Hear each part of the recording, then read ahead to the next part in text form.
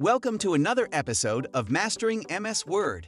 Today, we're going to explore how to start numbering from a specific page in MS Word. Stick around as we reveal the pro tips and tricks to elevate your document creation experience.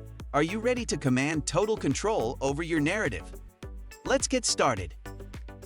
First of all, open a document in Microsoft Word. Select a specific page. You want to insert page number. Now go to Insert tab. Here in Header and Footer section, select Page Number.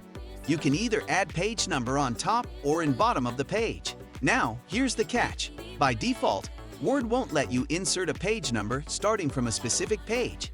Let's say you want to begin numbering from page 3 and make it your page 1. Here's the trick. Stick to the video till the end and follow all steps. Now, let's tackle the challenge of starting our page numbers from 1, while actually beginning at a different page. Sounds tricky?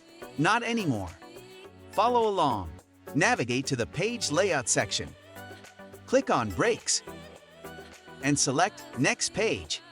Then, go back to the Insert tab.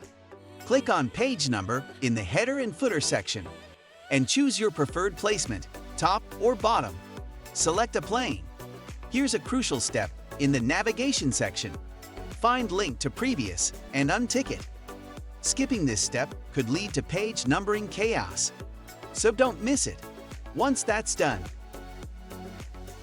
go to Page Number. Select Format Page Number. And in the Start At field at bottom, enter 1. Click OK and voila! And there you have it. You've successfully mastered the art of starting page numbering from a specific page. Now, whether it's page 3, 10, or 20, you can begin with page number 1. Thank you for joining us on this epic journey of MS Word mastery. If you have any questions or want more tutorials, leave a comment below. Stay tuned for our next episode, where we'll uncover even more pro tips and tricks. See you next time on Mastering MS Word.